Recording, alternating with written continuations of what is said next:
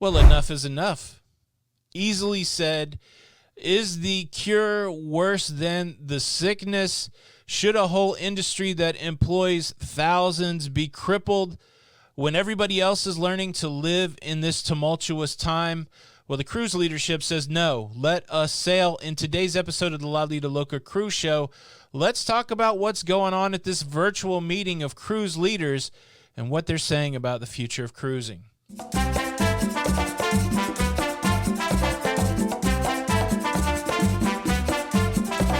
Hey, what's up, everybody? Welcome back to the show. I'm your host, Tony. If you enjoy that cruise and travel content, please consider subscribing with the notification bell on. Well, there is a meeting of cruise ship leadership happening right now virtually, and you got all of the big wigs there. You got the head of Carnival, Arnold Donald. You got the head of Norwegian Cruise Line, Frank Del Rio. You got the head of MSC Cruises, Rick Sasso. And you got Michael Bailey, the CEO of Royal Caribbean International. They're participating in this meeting, along with people like the leadership of the Port of Miami, talking about when can cruising resume. In scenarios like this, you often see the personality of the CEOs come out. Arnold Donald, I find to be very even-tempered, even-keeled. His message is always one of balance. And so it continues in the meeting yesterday. It basically says we want no one to experience a greater risk on cruise ships than they would in shoreside activities. He's making the point that, at least in the United States, a variety of things are opening up that could be as dangerous as going on a cruise ship. Airline travel's happening unhindered. We've got millions of kids going back to school. We see bars and restaurants starting to open up. And of course, places where you can go shopping like Walmart and supermarkets, all those essential places, they've been open during the whole pandemic. And it begs the question, if life can go on with all of those activities, is cruising so dangerous that it cannot happen? During Michael Bailey's talk, he pointed out that there are 40 countries in the Caribbean feeling the strain of no cruise tourism. And probably the most passionate of this group, somebody that comes in hot, is Frank Del Rio of NCL. And he says it very plainly, enough is enough.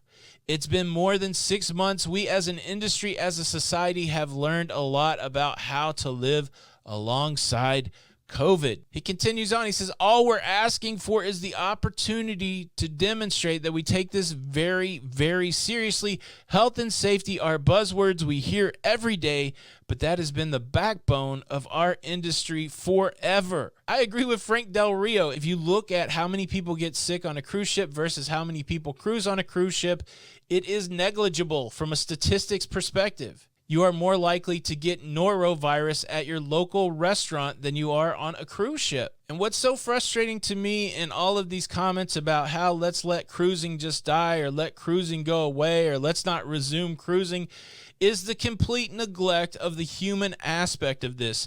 There are thousands of workers out there who supported their family on cruise ships. There are thousands of workers in the United States that work for the cruise lines, that work for travel agencies, that work at the port, that work for excursion companies. Thousands of lives affected by this cruise shutdown, and all the cruise lines are asking is, can we give it a shot? They're starting to stack up evidence that cruising is viable as cruises continue in Europe.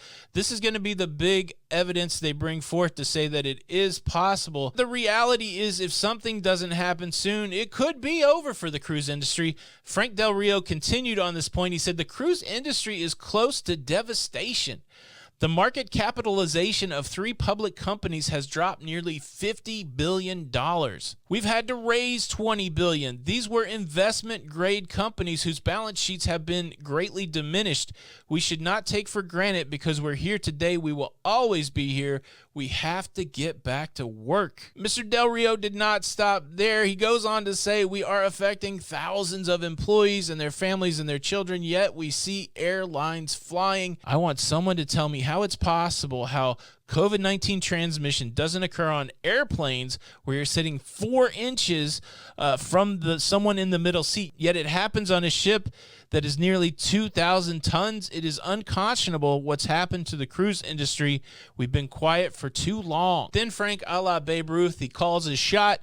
He said, it will be safe to cruise from America. A lot of people have reached out in the comments as I've been talking about a potential return to cruising in the United States. And they're saying, isn't Florida a mess? Aren't cases going up? There's no way that the government in Florida will allow it to happen. Well, guess what? The state's pretty much open. The government here in Florida has sent kids back to school, have opened the beaches, and now we've got bars opening back up. Trust me, the state government's not going to prevent cruising from happening out of Florida. The only governmental agency that could put the kibosh on the return to cruising out of Florida is the CDC.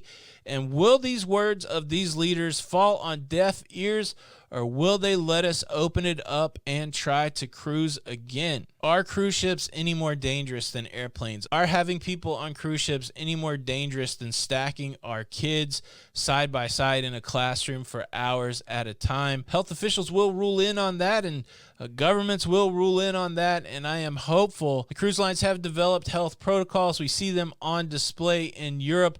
The joint venture between Norwegian Cruise Line, Royal Caribbean, their health protocols will be submitted to the CDC within the next 7 to 10 days, and it will be up to the CDC, the health officials there, the political officials there, to determine whether or not cruising in the U.S. gets their shot. It's going to be a heck of a shot, like a poker player who's down to a chip in a chair, who is all in.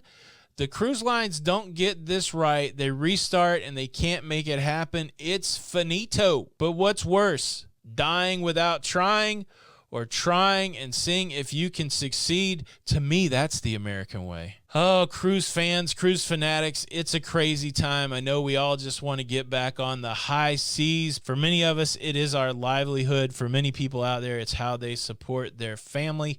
It's not just some trivial vacation as some would like it to be. It's real life for a lot of people, and people should be able to try to resume their livelihood. And it shouldn't just be regulated to a situation where you don't even get to try to resume. Every other business is getting to try to resume. The gyms, the hairdressers, airlines, all-inclusives. Everybody else is getting a shot. Schools, colleges. Who else isn't getting a shot? Answer me that. Who else is not getting a shot to make their business viable again, to overcome the challenges of the virus with health protocols and management? Who else isn't getting that shot? The CDC no-sell order expires in 19 days. Will it go quietly into that good night, or will something else happen? We watch and wait. Thank you so much for watching the show today. If you enjoyed it, please hit the like button. My name's Tony for Lido Loca, and until the next time, we'll see you on the Lido. Bye.